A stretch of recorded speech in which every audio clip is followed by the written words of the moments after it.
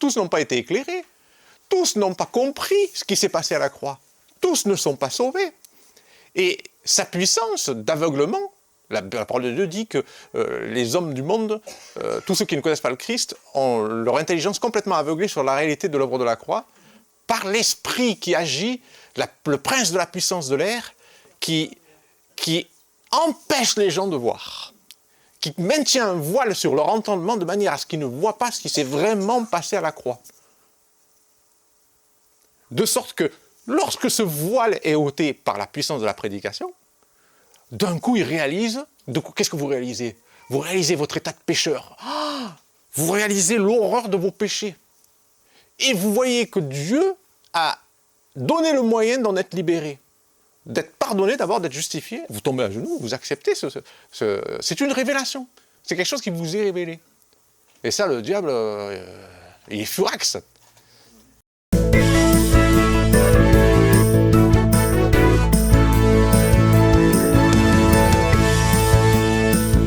Alors nous allons aborder la douloureuse question du péché. Alors, si le fait de devenir chrétien avait réglé tous nos problèmes, si nous étions devenus des gens parfaits en un claquement de doigts, si nous étions montés au ciel directement après avoir accepté Jésus dans nos vies, ça aurait été tellement merveilleux. Eh bien non. Eh bien non. Et on va ensemble, comme je le fais d'habitude, on va partager des réflexions. Donc, je vais soulever des questions aussi, plusieurs questions, qui j'espère susciteront en vous des interrogations, ou je sais aussi que la plupart d'entre vous avez des expériences très pratiques dans ce domaine. Nous prendrons comme texte de base Romains 7, 14. Nous savons en effet que la loi est spirituelle, mais que moi, je suis charnel. Alors, c'est important l'expression, hein, que moi, la loi elle est spirituelle, mais moi, je suis charnel, vendu au péché. Ça, c'est intéressant de vraiment le comprendre. Hein. C'est vendu au péché, c'est que on lui appartient.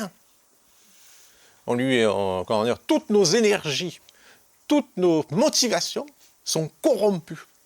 Même dans les meilleures intentions, dans ce qu'il y a de meilleur en nous, il faut en être conscient.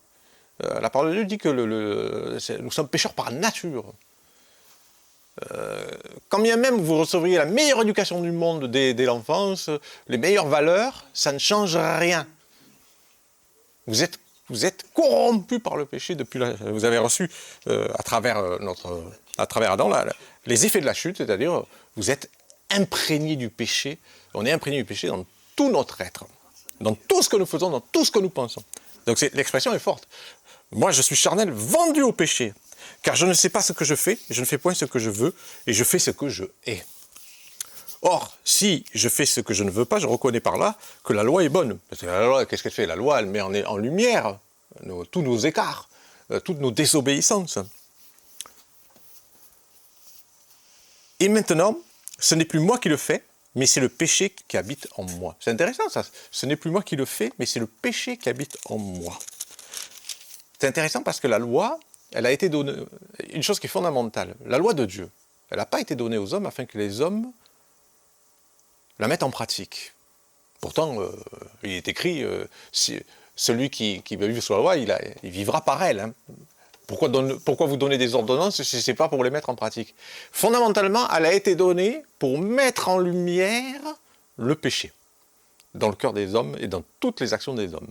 Si vous vous souvenez bien, quand Moïse reçoit les 10 commandements, il monte sur sa montagne, il disparaît pendant 30 jours, le peuple est en bas dans la plaine, et se dit qu'est-ce qu'il fait Moïse? Il finit par s'impatienter, il est peut-être mort, ils vont pas mener deuil.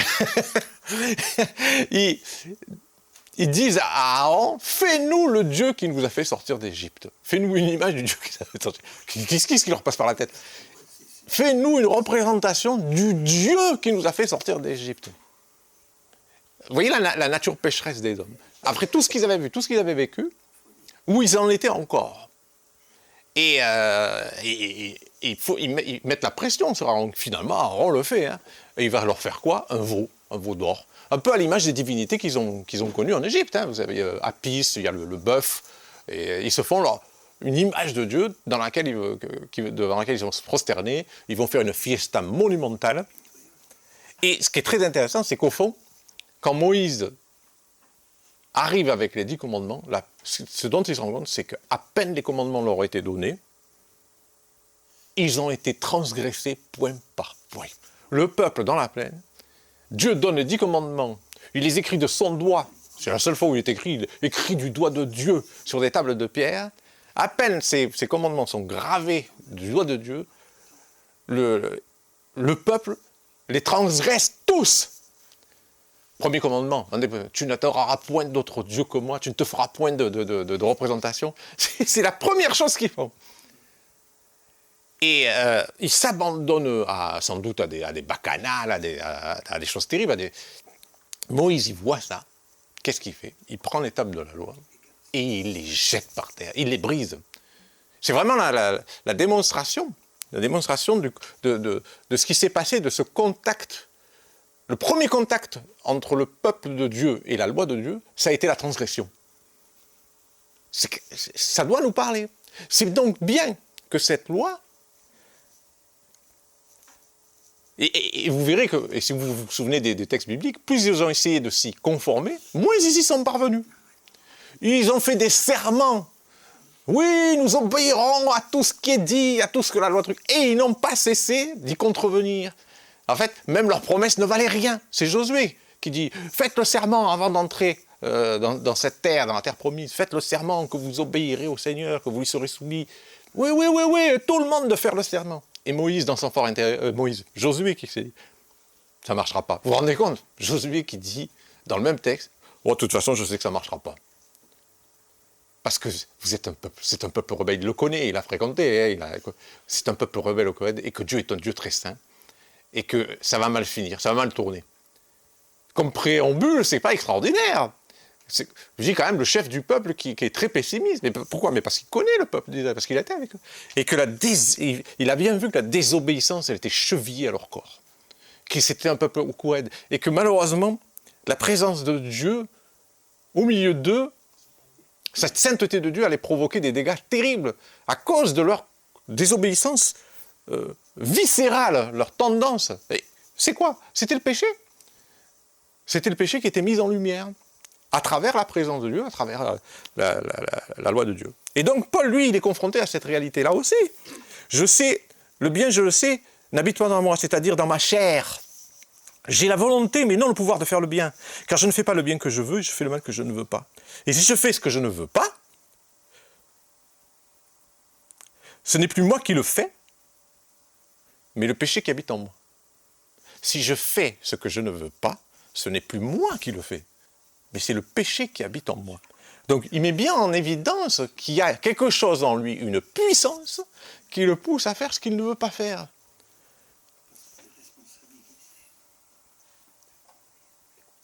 Je trouve donc en moi cette loi. Quand je veux faire le bien, le mal est attaché à moi. Mais je vois dans mes membres, car je prends plaisir à la loi de Dieu selon l'homme intérieur. Mais je vois dans mes membres une autre loi qui lutte contre la loi de mon entendement et qui me rend captif de la loi du péché qui est dans mes membres. Oui, on peut aimer la parole, on peut aimer la loi de Dieu, être conscient qu'elle est bonne. On déclare, oui, elle est bonne la loi de Dieu, elle est sainte. Seulement, moi, ce problème, c'est que je suis vendu au péché. C'est qu'il n'y a rien en moi. Comment dire, je peux désirer obéir à Dieu, mais je trouve dans mes membres une force, une puissance qui me pousse à y contrevenir, à y désobéir, qui la rejette. Mais qui la rejette viscéralement. Forcément, misérable que je suis, qui me délivrera de ce corps de mort? Grâce soit rendue à Dieu par Jésus-Christ notre Seigneur.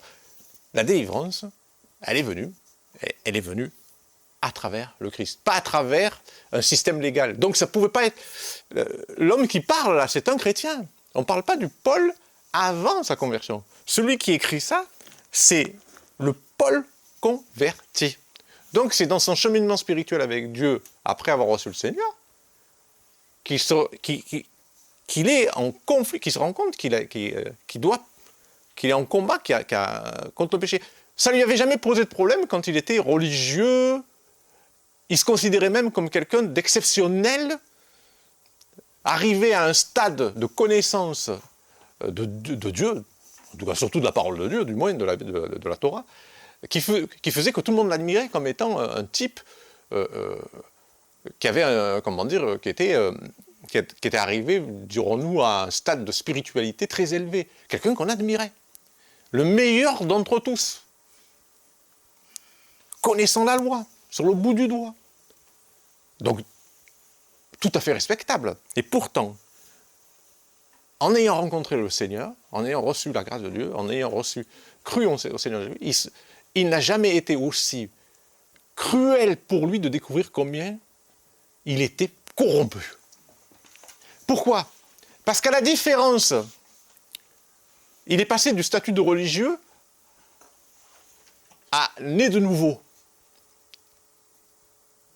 Et il a découvert cette terrible réalité du fait que dans la présence de Dieu, le péché est encore plus mis en lumière. Il a pu truquer, il a pu gruger en étant un religieux, il a pu, se donner des justifications, mais là, il ne pouvait plus. Là, étant vraiment dans la présence de Dieu, il se voit tel qu'il est. Et c'est effrayant. C'est effrayant parce qu'il se rend compte que même dans ses meilleures intentions, la corruption est attachée à lui. Je ne fais pas le bien que je veux, mais je fais le mal que je ne veux pas. Je voudrais faire quelque chose et je me rends compte que dans mes membres, il y a une force qui me pousse à faire autre chose. Il y a bien là une puissance spirituelle qui me pousse à faire ce que je ne veux pas. Les deux natures du croyant, donc il y a deux natures. Et la délivrance qui est procurée en Christ, l'expérience que Paul rapporte dans ce chapitre, pour notre instruction est profondément douloureuse. Bien que le chapitre 6 et 7 de Romains nous montrent clairement que nous sommes morts avec le Christ, nous n'arrivons pas à le réaliser pratiquement. On en avait parlé la dernière fois. Ça veut dire quoi être mort? Vous avez déjà été mort, vous? C'est quoi être mort? On dit que l'état de mort, ça serait le fait d'être en rupture de communication avec tout ce qui est extérieur. Vous ne ressentez plus rien, un mort ne ressent rien, vous piquez dans le corps, le corps réagit pas, vous n'avez plus du tout de connexion avec le monde physique. Vous êtes coupé complètement. Alors, est-ce que vous êtes conscient? Donc, l'état de mort, nous ne savons pas ce que c'est, l'état d'être mort. On n'est pas encore mort. Hein. Et pourtant, la parole de Dieu dit que nous sommes morts avec le Christ. Nous n'arrivons pas à le réaliser pratiquement. Nous ne nous sentons pas morts au péché. Est-ce que vous vous sentez mort au péché? Nous ne nous sentons pas morts au péché car nous sommes conscients que le péché a trop d'influence sur nos cœurs et nos pensées. Paul avait essayé avec ardeur de surmonter ses œuvres du péché dans son cœur, car maintenant il était sauvé. Il haïssait le péché encore plus qu'avant sa conversion. S'il y a bien une chose que la conversion apporte, c'est qu'on a la conscience du péché, elle est plus aiguë. Si vous ne l'avez pas, il y a un souci. Si votre conscience du péché n'est pas plus aiguë en devenant chrétien, il y a un problème. Il a haïssé le péché encore plus qu'avant sa conversion. Mais sa nature pécheresse était arrivée à dire « Ce n'est pas ce que je veux que je fais, mais c'est ce que je hais que je pratique. » Il déclare aussi « Je prends plaisir à la loi de Dieu, selon l'homme intérieur, mais je vois dans mes membres une autre loi qui combat contre la loi de mon intelligence et qui me rend captif de la loi du péché qui existe dans mes membres. » Pendant toute cette expérience amère, il a cependant un éveil progressif. Car on prend conscience qu'il y a deux natures opposées l'une à l'autre. On s'attend à ce que la bonne nature triomphe. Mais ce n'est pas comme cela que Dieu agit. Ce n'est ni le bon moi, ni le mauvais moi qui remporteront la victoire. Paul montre que la délivrance ne peut pas être trouvée en soi-même, et il dit « Misérable que je suis, misérable homme que je suis, qui me délivrera du corps de cette mort ?» La délivrance doit venir entièrement de l'extérieur. La lumière commence à se lever dans l'âme lorsqu'il ajoute « Je rends grâce à Dieu par Jésus-Christ notre Seigneur ». Ce n'est pas encore la pleine délivrance, mais c'est reconnaître en Jésus le libérateur qui ne peut pas nous faire défaut. Alors vous culpabilisez à cause de vos péchés. C'est bien, cela prouve que l'Esprit de Dieu agit toujours en vous et vous pousse à le confesser et à l'abandonner. au Christ qui a pleinement pourvu par son sacrifice à votre purification. Toute notre vie chrétienne, nous pécherons, enfermés dans ce corps.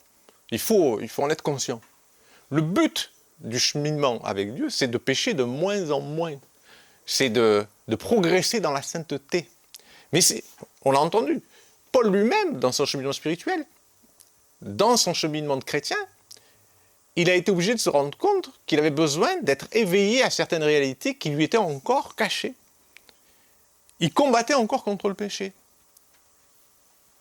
Ce que toute sa discipline personnelle lui avait acquis en tant que religieux, en tant que pharisien, zélé, c'est un homme qui s'était obligé à des disciplines strictes, des jeûnes, sans doute des prières interminables, tout ce que vous voulez. Dans le catholicisme, on a réinventé ça avec les chemins de croix, les pois chiches dans les chaussures, vous allez marcher à genoux jusque truc, la flagellation. Vous vous rendez compte que la flagellation, à une époque, les flagellants, ça existe encore, ça existe encore aux Philippines, les gens, et dans certains rites de certaines îles, les gens se fouettent, parfois avec des lames de rasoir, ils maltraitent leur chair, qui ne veut pas obéir au Seigneur, alors ils se fouettent le corps, en signe d'expiation. Ils essaient d'expier leur péché. C'est catastrophique, parce que c'est totalement antichrétien. Nous n'avons pas expié nos péchés. À quoi bon alors la propitiation du Christ? Si le Christ n'a pas pleinement expié nos péchés pour nous, et qu'il faut que nous rajoutions à ces souffrances nos souffrances, il y a un problème. C'est considérer que l'œuvre du Christ n'est pas suffisante. C'est grave. Or, ce n'est pas le remède. Ça n'arrangera rien, ça ne les rendra pas plus purs. Allez faire un pèlerinage à l'autre bout du monde. Moi, j'avais vu un jour un reportage où quelqu'un faisait les chemins de Saint-Jacques. Il fait tout le parcours, il finit arrivé à Compostelle, dans la cathédrale. Là, il y a un grand cérémonial où on est accueillis, tous les pèlerins sont accueillis. Le type, il met la main sur la cathédrale, il fait « Je suis sauvé ». Oh Seigneur, il m'arrache les cheveux, le peu qui m'arrête. Comment ça, je suis sauvé? Depuis quand les pèlerinages apportent-ils le salut à qui que ce soit? C'était effrayant. Mais il pensait qu'au travers de ce cheminement méritoire, il avait acquis une sorte d'absolution. C'est ce qui a été colporté pendant des siècles. C'est on vous a donné, vous obtiendrez l'absolution si vous faites tel pèlerinage, si vous avez fait tel sacrifice, parfois si vous payez aussi. Ça s'achetait parfois au prix d'argent, l'absolution. Il fallait se sacrifier. Mais du coup, le sacrifice du Christ, il était comme englouti, il était comme effacé, amoindri, ce qui est terrifiant. Alors, vous vous culpabilisez à cause du péché, c'est très bien, c'est tout à fait normal. Par contre, si vous vous condamnez à cause de vos péchés,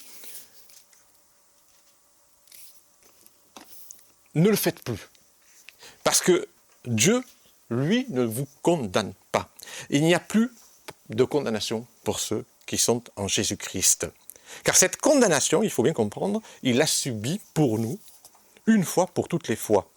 Il a été fait malédiction pour nous. Il a pris cette malédiction sur nous, cette condamnation, il l'a pris sur lui. Donc, pour le chrétien, il ne peut plus y avoir de condamnation. Pourquoi? Parce que la condamnation, elle n'offre pas d'issue. Qu'est-ce que c'est la condamnation? Si vous condamnez une fenêtre, une porte, vous en condamnez le passage. Vous la murez, personne ne peut plus passer par là. La condamnation, c'est sans issue. Dieu en Christ nous a ouvert une voie nouvelle où abonde sa miséricorde et coule le fleuve de la grâce, bien plus abondante que le péché que nous avons pu commettre, ou tous les péchés qui ont pu être commis depuis la création du monde, depuis la chute. Là où le péché a abondé, la grâce a surabondé, afin de l'engloutir complètement.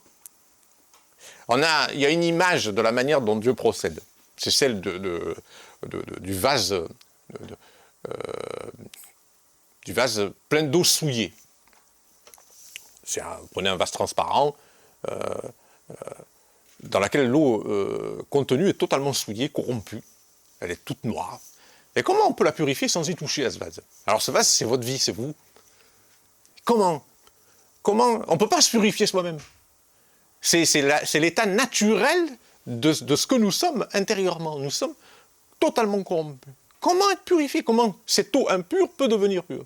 Alors, on y verse de l'eau pure, on continue. Dieu y verse de l'eau pure. C'est sa grâce. Il la verse, il la verse. Vous avez déjà fait l'expérience peut-être? Il la verse, on verse, on verse, on verse, on verse. Et au bout d'un moment, l'eau, vous verrez que l'eau du vase s'éclaircit de plus en plus, de plus en plus, de plus en plus. Et à un moment donné, l'eau dans le vase est aussi claire que l'eau qui y est versée. Vous êtes purifié. Purifié, l'œuvre de sanctification,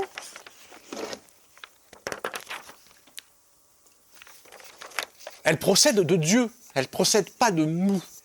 On ne peut pas se purifier nous-mêmes, on ne peut pas se purger nous-mêmes, on ne peut pas rendre pur ce qui est impur en nous par nos forces, par nos capacités. Ce n'est pas par les œuvres que vous êtes sauvés, mais c'est par le moyen de la foi.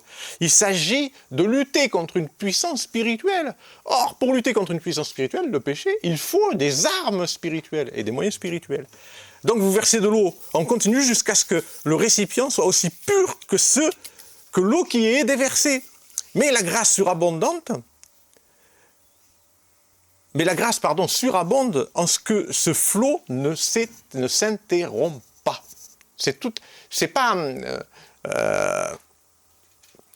Il ne faut pas que l'eau du récipient, pourquoi? Parce qu'il ne faut pas que l'eau du récipient devienne stagnante. Comme si nous avions atteint un certain degré de sainteté suffisant. Voilà, c'est bon. Maintenant je suis pur. Seigneur, tu peux arrêter d'envoyer la flotte. C'est bon, je suis pur, je suis saint, je suis super saint. Non. Là encore, on risquerait de retomber dans un orgueil. J'ai atteint le but. Maintenant, je suis saint, les frères. Alors, prosternez-vous. Et non, nous sommes dans cette dépendance de ce flot de la grâce déversé en continu. Nous ne pouvons pas nous reposer sur l'idée d'atteindre à un degré de perfection à un moment donné. Non, notre dépendance de la grâce doit être constante. Notre dépendance de la grâce est notre dépendance de Dieu. Dieu veut que nous soyons dépendants de lui. Son déversement en nous, il est continu. Dieu déverse sa grâce sur nous continuellement. Vous êtes conscient de ça? Il la déverse continuellement. C'est pour ça qu'il est dit quelque part, ne vous privez pas de la grâce de Dieu. Nous pouvons nous en priver. Par nos raisonnements, en détournant les regards du Seigneur, en faisant une fixation sur nos péchés plutôt que sur le remède que Dieu a apporté au péché. Donc ne nous privons pas de la grâce de Dieu. C'est d'eau vive que nous avons besoin. Nous avons besoin d'être renouvelés sans cesse et de vivre dans la dépendance de la grâce de Dieu afin de ne pas croire avoir atteint une certaine perfection. La perfection, c'est lui. Il nous invite à être remplis de quoi? Être de lui. Pas de nous-mêmes. Des flots, c'est Jésus qui dira à la femme samaritaine, celui qui boira de cette eau n'aura plus jamais soif. Des flots d'eau vive, celui qui croira en moi, des flots d'eau vive jailliront de son sein jusque dans la vie éternelle. On parle d'eau vive. On ne parle pas comment dire. Alors c'est particulier, parce que d'un côté il dit, celui qui boira de cette eau n'aura plus jamais soif. Comme cette femme était toujours obligée de revenir au puits pour abreuver la famille. Donc, au fond, finalement, il y a une œuvre nécessaire. C'est je reviens au puits, pour puiser de l'eau, et quand j'ai épuisé mon eau, j'y retourne. Là, non, on parle d'une eau qui jaillit constamment, de sorte que, on est comblé. De sorte que nous n'aurons plus jamais soif. Nous avons bien compris, en lisant l'Épître aux Romains, que la solution au problème du péché ne venait pas de nous-mêmes, mais de lui. Misérable que je suis, qui me délivrera de ce corps de mort? Grâce soit rendue à Dieu par Jésus-Christ, c'est lui notre justification, Jésus. c'est lui notre sanctification. C'est lui-même qui le disait à propos de l'image du cep et des sarments.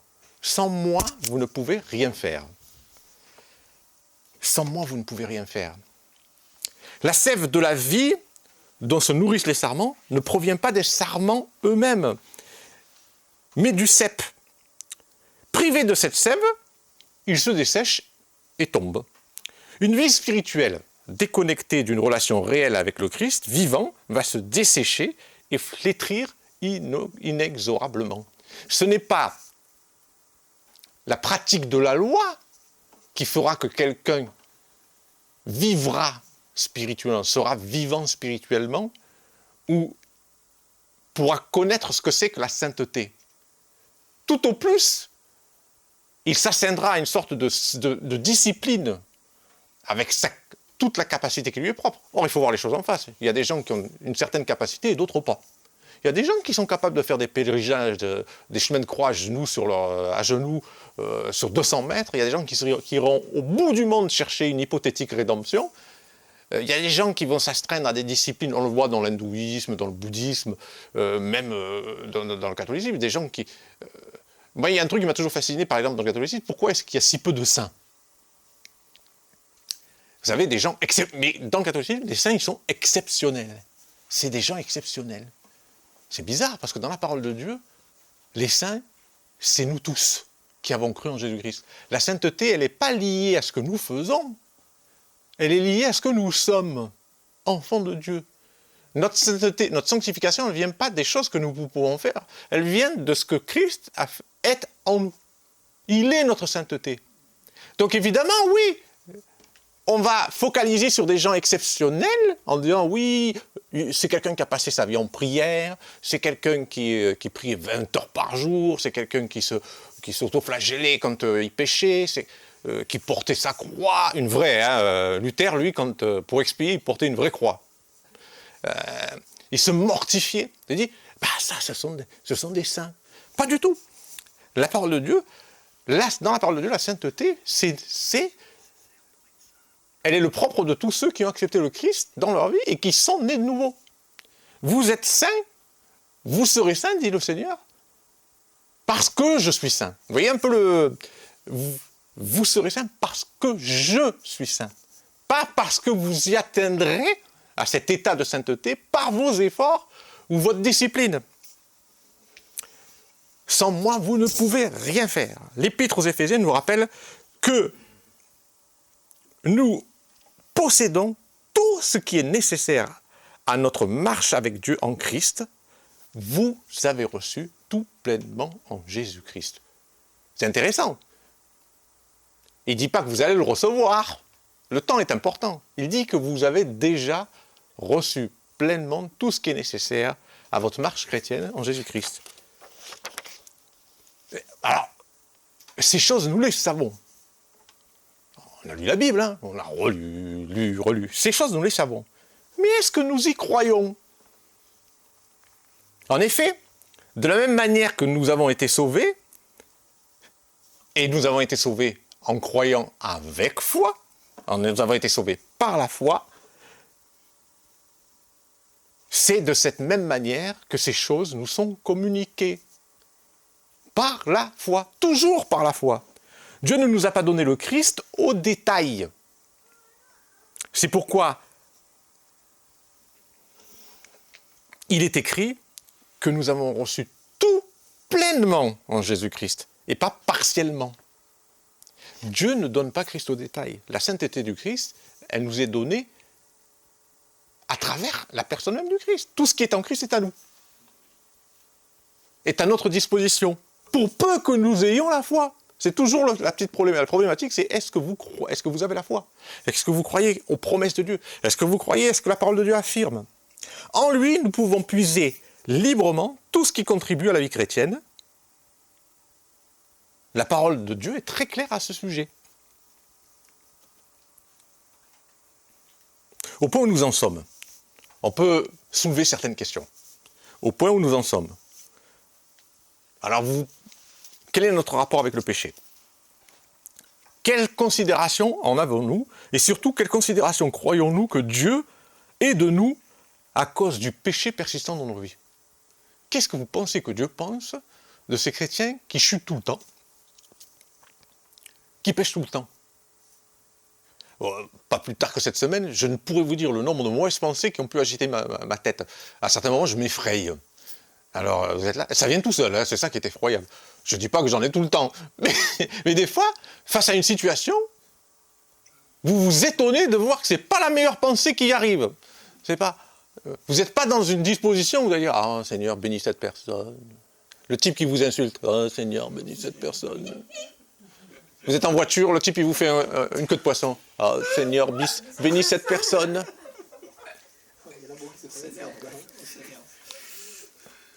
Vous regardez, alors ne regardez pas les infos. Hein. Un tel a dit ça. Ouais. Oh Seigneur, je prie pour les autorités de notre pays. C'est ça, oui. Qui est-ce qui prie pour les autorités du pays? Moi, quand je regarde les commentaires des fois, les gens maudissent les autorités du pays. C'est tout ce qu'ils font. Dans notre pays, c'est une spécialité. Les gens, ils bénissent pas les autorités. Ils les maudissent. Alors, si les chrétiens en plus s'y mettent. Hein. Donc, nous voyons bien qu'il y a quelque chose qui est en nous, une force là, vraiment, qui est une tendance. Alors, il y a des péchés plus ou moins graves, bien sûr. Mais vous savez que oui, des chrétiens peuvent très bien tomber dans des péchés graves. Est-ce que pour autant Dieu se retire de nous? Mais Dieu a pourvu. Dieu savait très bien. Dieu a pourvu dans ce domaine. D'une manière extraordinaire. Parce que notre nature pécheresse, elle est attachée à nous. On n'en a pas été libérés au moment, où nous avons été sauvés. Nous nous retrouvons dans une sale situation, c'est celle d'une double nature. Alors, avec Richard, il soulevait justement le passage dans 1 Jean, premier Dieu, mais ce qui est né de Dieu ne pêche pas. Mais c'est vrai. Ce qui est né de Dieu ne pêche pas. Ce qui est né de Dieu en vous n'est pas attiré par le péché. C'est pas dans sa nature. La nouvelle création, elle n'a pas été affectée par le péché, puisqu'elle n'a pas été affectée par la chute. En Christ, nous sommes morts, mais nous avons été recréés en Christ. Nous sommes une nouvelle création. Cette nouvelle création, elle n'a aucun lien avec l'ancienne. Même le diable n'y a pas part. Pourquoi? Mais parce que le diable, il fait partie de l'ancienne. Vous savez, nous savons que le diable, il est condamné, qu'il va être jeté dans les temps de feu. Ça fait partie de tout ce qui concerne l'ancienne création qui était vouée à disparaître. Son temps est compté. La nouvelle création, elle apparaît avec la résurrection du Christ. Mais cette nouvelle créature que nous sommes, la parole de Dieu dit, c'est Jean qui le dit, c'est une nature qui n'est pas attirée par le péché. Elle n'est pas sous l'influence du péché, elle n'a même pas envie de pécher. Il faut le croire. Notre nouvelle nature, en Christ, en Dieu, elle ne pêche pas parce que ce n'est pas dans sa nature. Elle n'a qu'un désir, c'est de faire la volonté de Dieu et d'agir selon sa volonté. C'est cette nature-là qui doit prendre le dessus. Et nous voyons que nous sommes en conflit avec les reliquats de l'ancienne. Tant que nous sommes dans ce corps, notre corps, lui, il est corrompu. La corruption de notre corps, elle se manifeste aussi par le vieillissement, par le fait que nous sommes voués à la mort physique, que la maladie nous atteint. Donc c'est un corps qui subit encore les conséquences du péché. Cette persistance du combat contre le péché, est-ce qu'elle remet en cause la puissance de l'œuvre de la croix?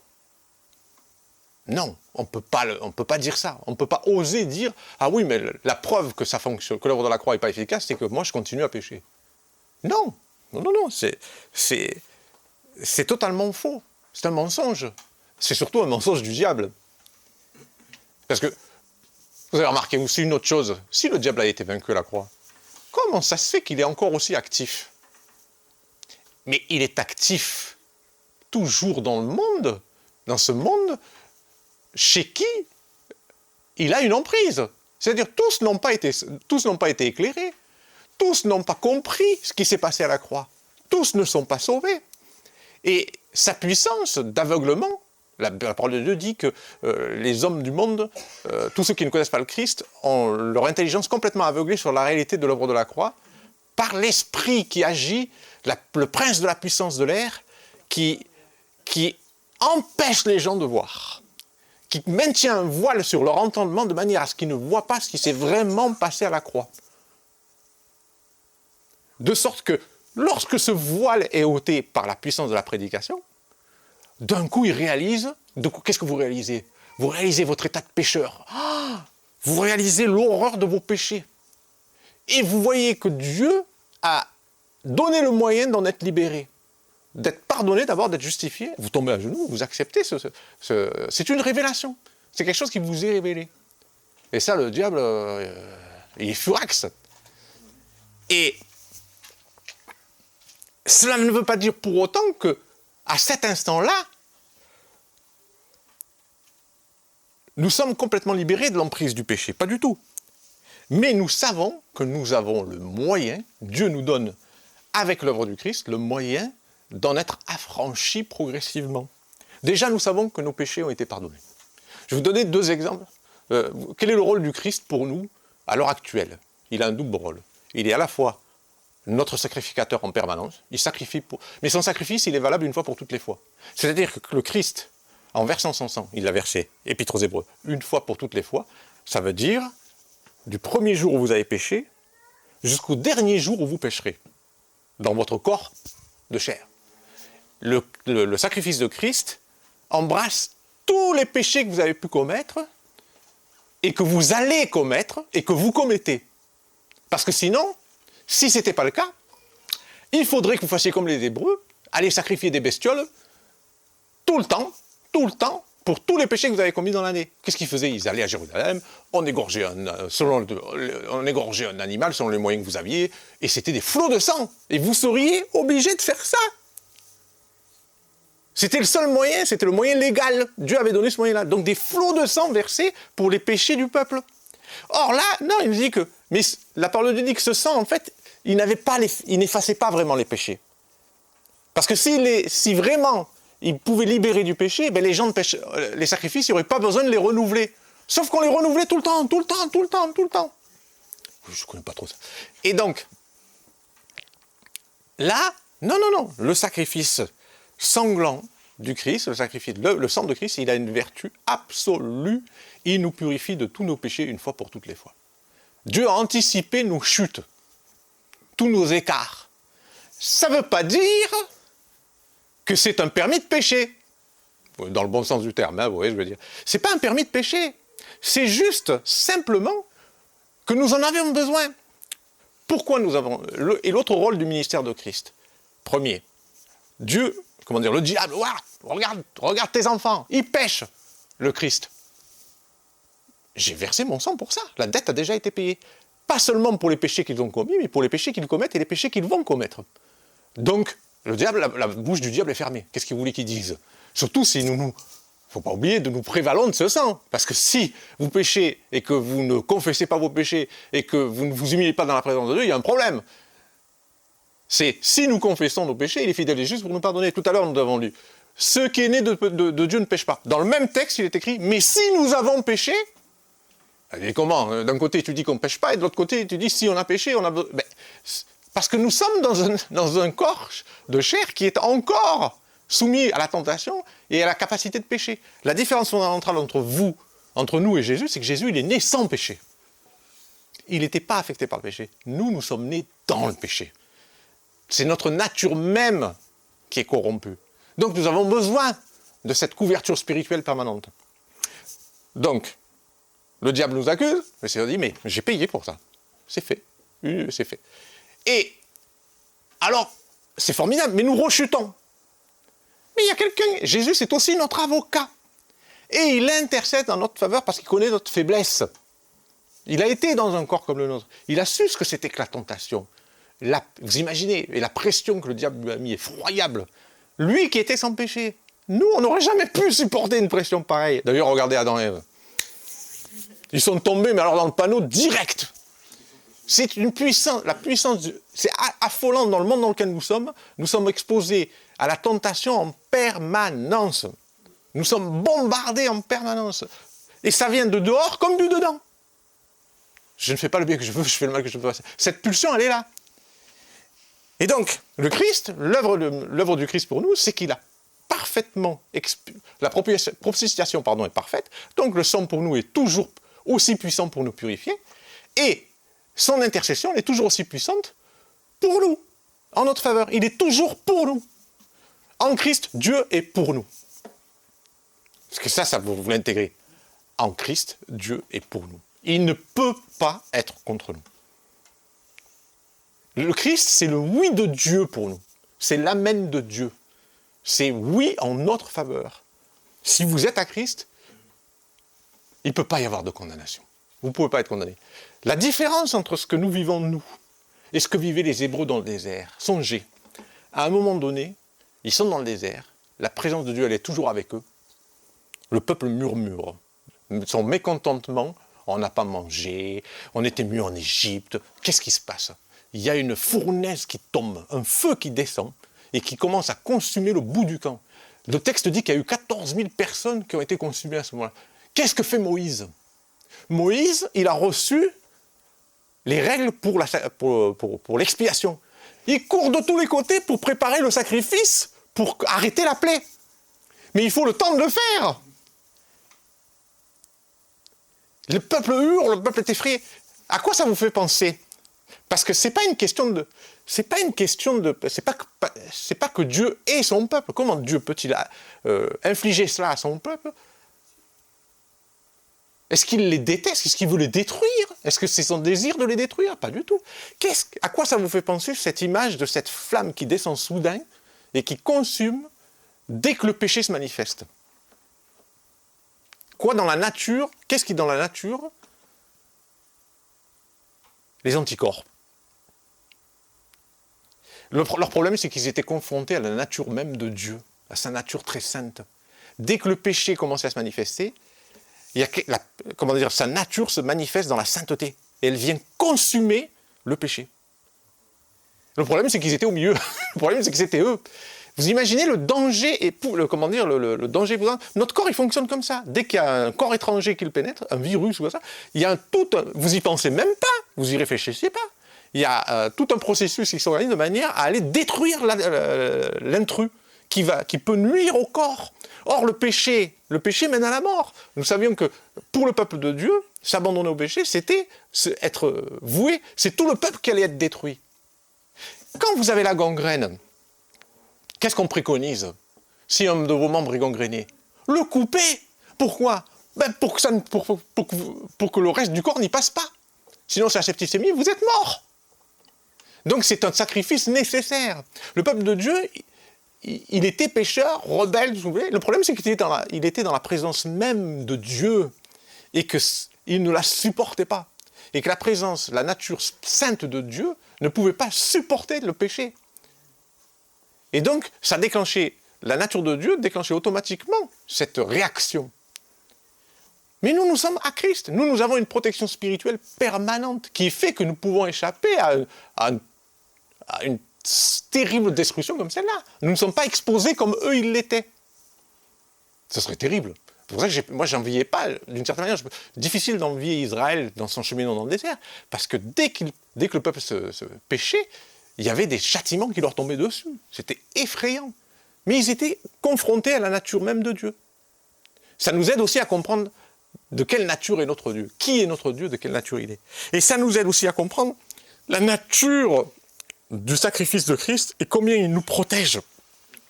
Combien il a pour but de nous encourager à vivre dans la sainteté et combien il pourvoit à cette sainteté. Il ne nous demande pas à nous de devenir des saints par nos propres moyens. Il nous dit, puisez en moi, recevez de moi cette sainteté. Des fois, c'est pas si simple finalement de recevoir. C'est-à-dire de dire, Seigneur, je m'abandonne à toi. Seigneur, je me rends compte que ma faiblesse est absolue et totale. Même quand je veux faire le bien, je le fais mal. Je suis totalement incapable. Seigneur, remplis-moi de toi, de ta présence. Cette persistance du combat contre le péché, elle ne remet pas en cause l'œuvre de Dieu, parce que tout est accompli. Nous n'avons pas simplement... Alors, peut-être, nous avons baissé les bras, ou par incrédulité, ou lassitude, face à un combat qui semblait interminable. Ou bien encore, ce combat pour le péché, on a fait avec. On s'est dit, nous péchons, nous demandons pardon au Seigneur, invoquons la vertu précieuse du sang de Jésus pour nous purifier, puis nous cédons encore à nos mauvais désirs,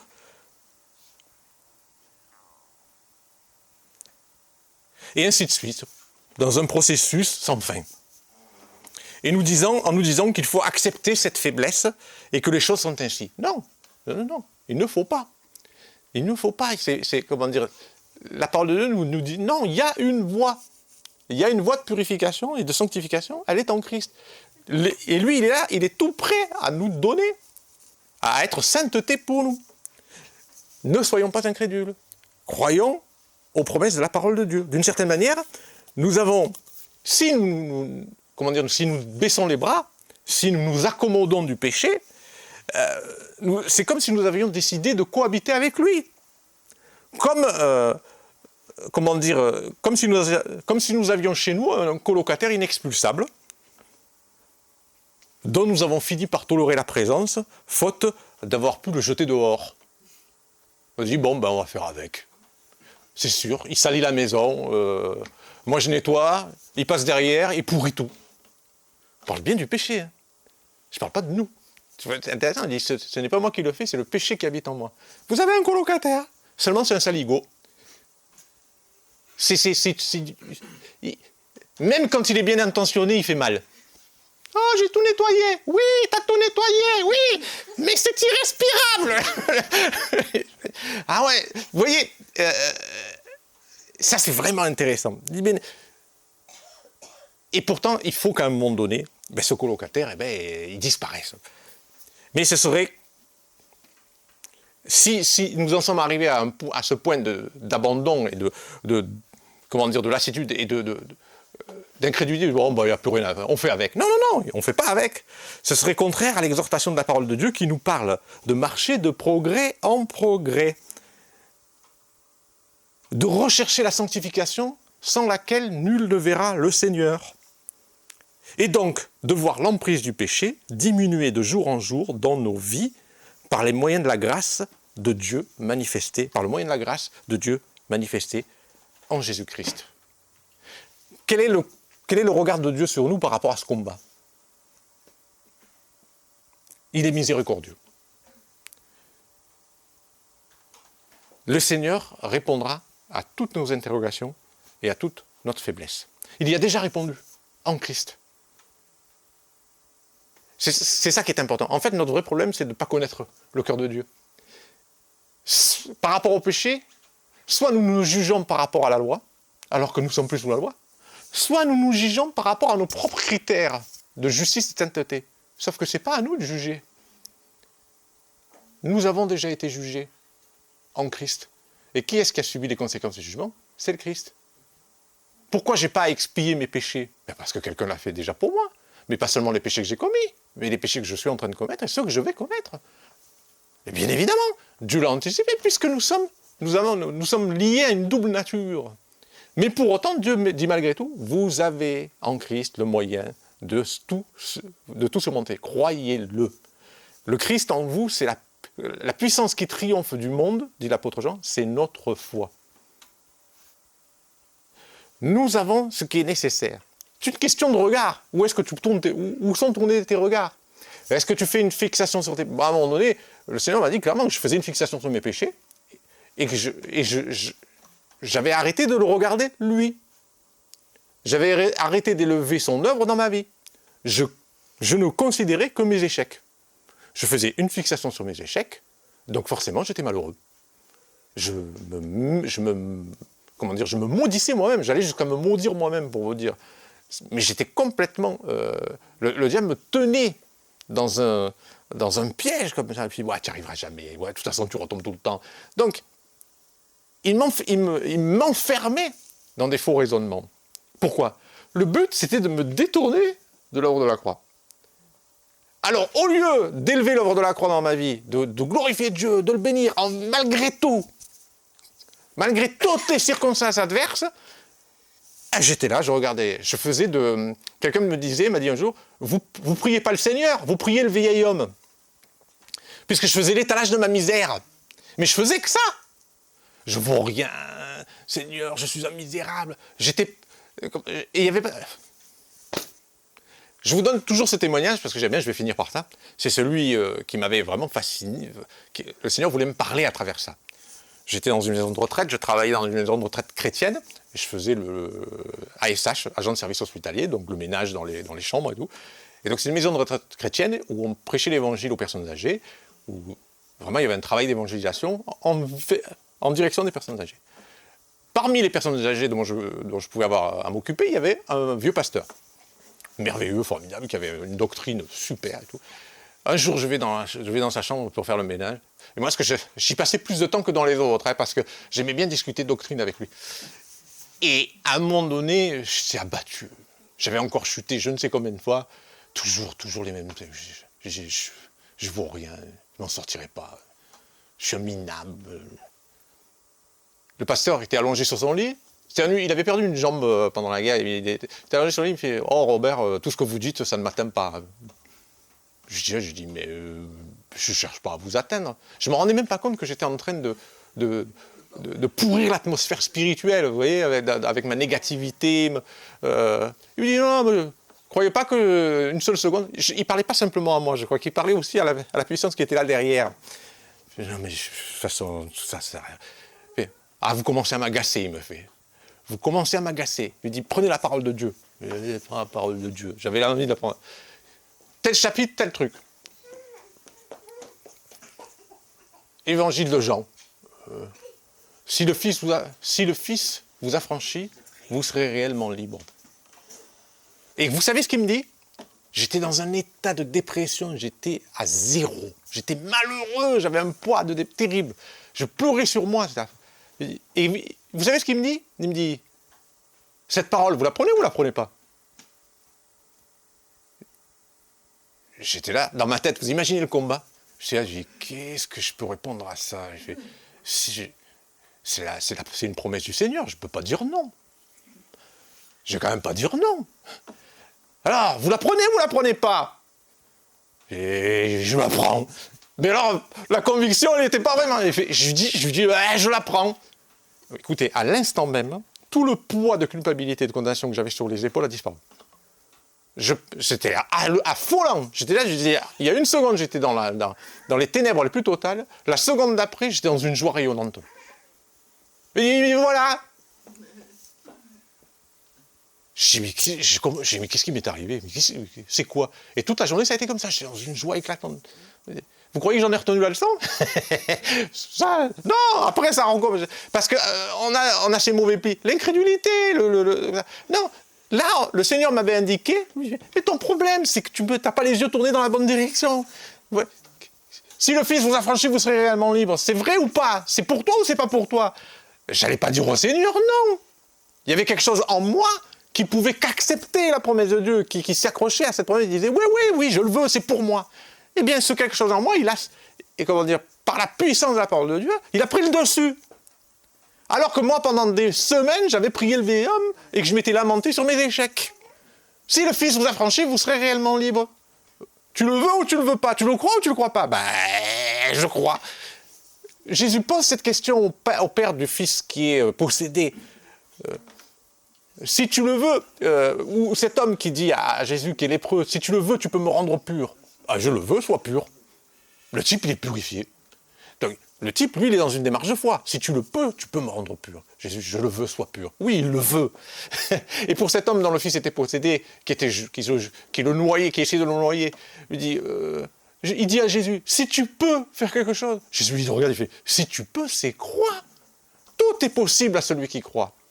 Et dans la détresse de cet homme, le type répond,